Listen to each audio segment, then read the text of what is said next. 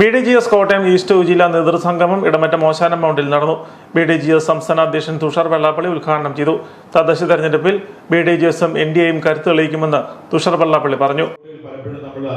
ഓരോ ബൂത്തുകൾ NDA ജയിച്ചിട്ടുള്ള സ്ഥലങ്ങളിൽ പോലും ഉണ്ടായിരുന്ന വോട്ടുകളുടെ ലിസ്റ്റും കാര്യങ്ങളൊക്കെ നിങ്ങൾക്ക് അറിയാവുന്നതാണ്. നമ്മളെ സംബന്ധിച്ചോളം നമ്മൾ കഴിഞ്ഞ കാലഘട്ടത്തിലുണ്ടായിരുന്ന കാര്യങ്ങളൊക്കെ മറന്ന് നമ്മളെ സംബന്ധിച്ചോളം ഇന്ന് എല്ലാവരും ഒറ്റക്കെട്ടായി നിന്ന് പ്രവർത്തിക്കുന്ന ഒരു കാലഘട്ടമാണ്.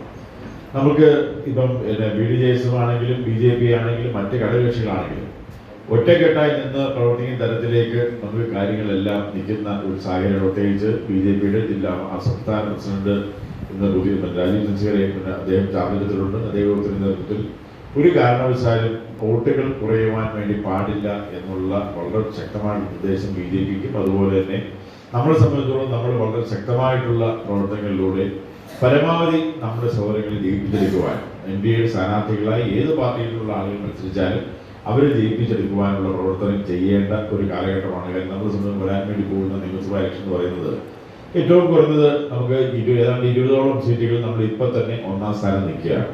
കോട്ടയം ഈസ്റ്റ് ജില്ലാ പ്രസിഡന്റ് സുരേഷ് ഇട്ടിക്കുന്നൽ അധ്യക്ഷത വഹിച്ചു. സംസ്ഥാന വൈസ് പ്രസിഡന്റ് K പത്മകുമാർ പുതിയ ജില്ലാ കമ്മിറ്റിയുടെ ഔദ്യോഗിക പ്രഖ്യാപനം നടത്തി.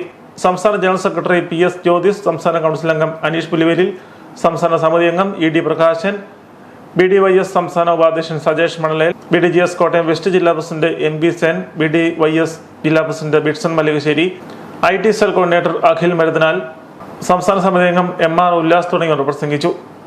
BDGS കോട്ടയം ഈസ്റ്റ് ജില്ലയിൽ ഉൾപ്പെടുന്ന കടുത്തുരുത്തി, പാല, പൂഞ്ഞാർ, കാഞ്ഞിരപ്പള്ളി നിയോജക മണ്ഡലങ്ങളിൽ നിന്നായി വിവിധ സംഘടനാ മണ്ഡലം ഭാരവാഹികൾ, പോഷക സംഘടനാ ഭാരവാഹികൾ ഉൾപ്പെടെ 300-ലധികം പേർ പങ്കെടുത്തു. വിവിധ പാർട്ടികളിൽ നിന്നും BDGSൽ അംഗത്വമെടുത്തവർക്ക് യോഗം സ്വീകരണം നൽകി.